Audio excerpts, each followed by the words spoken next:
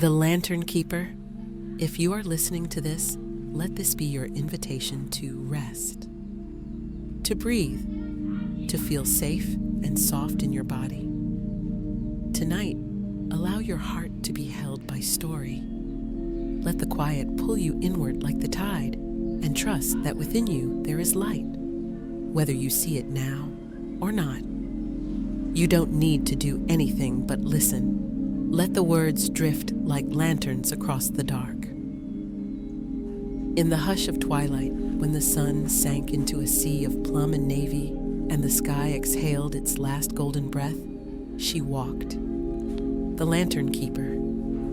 Her boots, worn smooth by years of wandering, whispered over cobblestone paths dappled with dew. Crickets chirred in the hedgerows. A night bird called out softly. Her lantern, cradled in a hand wrapped with fingerless gloves, shimmered with a strange, gentle light. Not fire, but something softer. The glass was fogged with age, wrapped in delicate filigree of ivy-shaped silver, and it glowed like breath against velvet. She didn't carry it to light the way. It was the way. No one in the village knew when she had begun her quiet pilgrimages. She had simply become part of the dusk, like the scent of wood smoke or the creak of old shutters closing for the night. People looked for her out of the corners of their eyes, longing for her light without knowing why. And when she passed, things stirred, forgotten dreams blinked awake, griefs loosened their grip, and laughter curled at the edges of old pain. Her presence was a lullaby, her silence a balm. She rarely spoke. Instead, she listened, closely, deeply, to the way someone's breath caught on a memory, to the tremble behind a brave face, to the way their light flickered like a candle in a breeze. And when she listened, her lantern responded. A warm bloom of gold would swell within the glass, and people would leave her presence touched by something they could not name. But the Lantern Keeper had a secret. She had never seen her own light. She had searched for it in mirrors glazed with steam, in the sheen of still water, even in the eyes of those she helped. But where others glowed, faint embers or roaring stars, she saw only shadow, an emptiness, the space between. Still, she walked. She held her lantern. She listened. She gave. One night, frost webbed across window panes, and the air was laced with chimney smoke. The scent of cinnamon and ash clung to the streets. A child found her, sobbing so hard his breath came out in wet clouds. He had lost something that mattered. She knelt, her coat pooling around her like ink. She cupped his trembling hands and said, simply, "Breathe." He did. And as he exhaled, the lantern flared, a golden swell so tender it hummed. The boy blinked and remembered his mother's song, the swing of her arms when she danced, the safety of her hug in the storm. His tears slowed. His chest rose steady.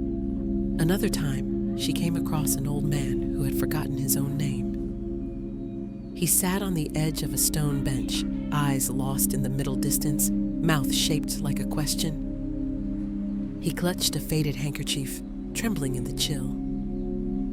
She sat beside him, silent at first, letting the dusk wrap around them like a woolen shawl.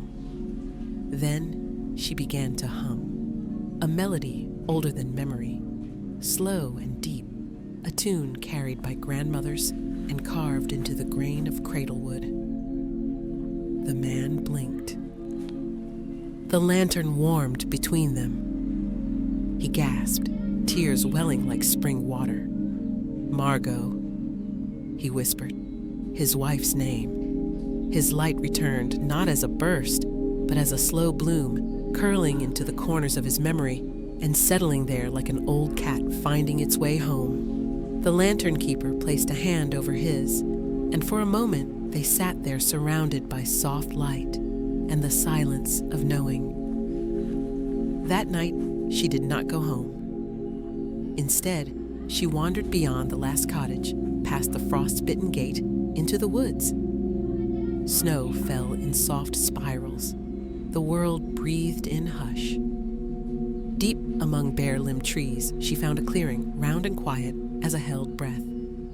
At its center, a pool lay still, silver as moonlight steeped in silence. She knelt and leaned over it. At first, she saw only sky, a scatter of stars. Then something shifted, not a flame, not a glow, but light echoed in the pool, not hers, but fragments. Reflections of the light she had sparked in others. A woman laughing again after grief, a boy singing beside his father's grave, a couple finding each other after too much silence. They danced across the surface like memories made of gold. She gasped. The lantern at her side pulsed. Her own light had never been missing. It had been scattered, planted, reflected. She carried it in every light she'd ever helped kindle. 1,000 gentle glows woven into her skin. She wept, not from sorrow, but from recognition, from the sudden aching joy of being seen, even if only by herself. She rose slowly, lantern in hand, and walked home beneath a sky trembling with stars. Her steps no lighter, no faster, but steadier. In the village, nothing looked different, but everything had changed. Because the lantern keeper had finally seen her light, and it was beautiful. And now, dear listener, may your own light feel a little closer. Even if it flickers, even if it hides, it is there. You are radiant in ways you cannot always see. You are not empty. You are a vessel of quiet brilliance. You are worthy of softness. You are worthy of peace. You are allowed to rest. Let the stars keep watch. Let the night hold you. And when you wake, may you carry your glow into the day. Sleep well, dream deep, and remember, you are already light. Good night.